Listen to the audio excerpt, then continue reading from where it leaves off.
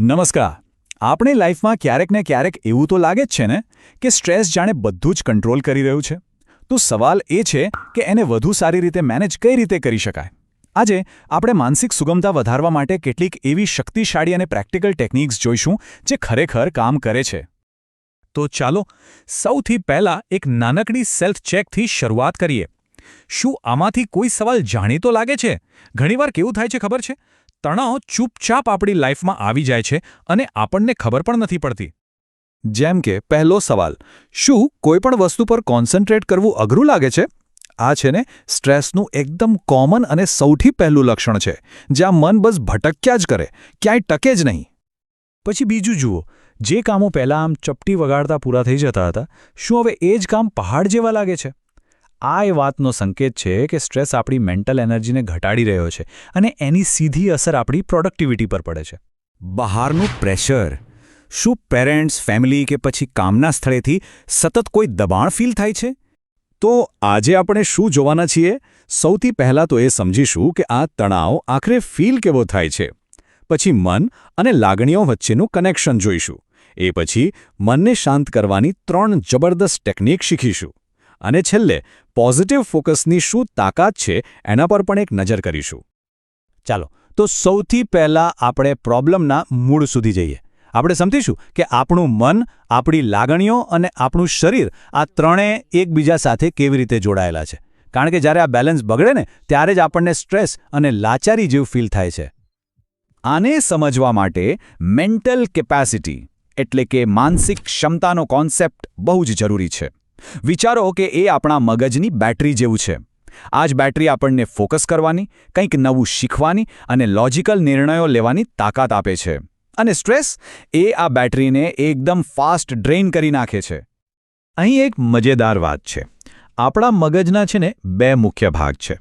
એક છે logical mind, જે શાંત રહીને સાચા ખોટાનો નિર્ણય લેવામાં મદદ કરે છે.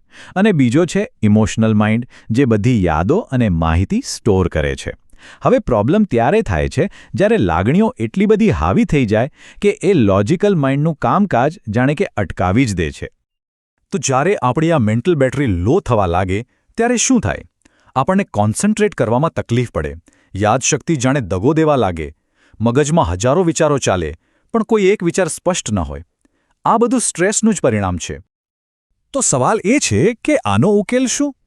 ચાલો આપણી પહેલી અને સૌથી સહેલી ટેકનિક જોઈએ.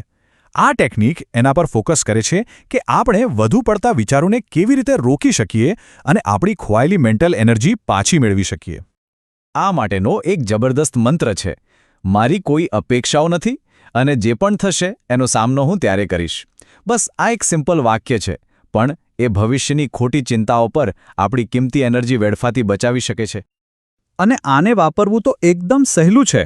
દિવસ દરમિયાન બસ આ મંત્ર મનમાં બોલતા રહો. ખાસ કરીને જ્યારે કોઈ ચિંતાવાળો વિચાર આવે ને ત્યારે તમે તરત જ ફીલ કરશો કે તમારું શરીર હળવું થઈ રહ્યું છે અને મન પરથી અપેક્ષાઓનો બોજ ઉતરી રહ્યો છે. હવે ચાલો બીજી ટેકનિક તરફ જઈએ, સેલ્ફ હિપ્નોસિસ. હા, આ શબ્દ સાંભળીને કદાચ થોડું અજીબ લાગે, પણ ગભરાશો નહીં. આ તો બસ મનને ઊંડી શાંતિ અને આરામ આપવાની એક બહુ જ અસરકારક રીત છે. આ એક પ્રકારની ગાઇડેડ ઇમેજિનેશન છે. બસ આરામથી બેસી જાઓ, આંખો બંધ કરો અને 99 થી 0 સુધી ઊંધી ગણતરી શરૂ કરો. દરેક સ્ટેજ પર એક શાંત અને સુંદર જગ્યાની કલ્પના કરો, જેમ કે એક સુંદર દાદર, પછી એક લક્ઝુરિયસ લિફ્ટ, અને જ્યારે તમે 0 પર પહોંચો ત્યારે તમારા મનના એકદમ શાંત અને સુરક્ષિત રૂમમાં પહોંચી જાઓ અને બસ ત્યાં ઊંડો આરામ અનુભવો. આપણી ત્રીજી ટેકનિક છે સ્ક્રીન એક્સરસાઇઝ. અને સાચું કહું તો આ ટેકનિક ખરેખર અદ્ભુત છે. એ તમને તમારી સમસ્યાઓથી એક ભાવનાત્મક અંતર બનાવવામાં અને એક નવો જ એંગલ જોવામાં મદદ કરશે. આ કામ કઈ રીતે કરે છે? બસ આંખો બંધ કરીને તમારી જે પણ સ્ટ્રેસફુલ સિચ્યુએશન છે એને મગજમાં એક ફિલ્મની જેમ જુઓ.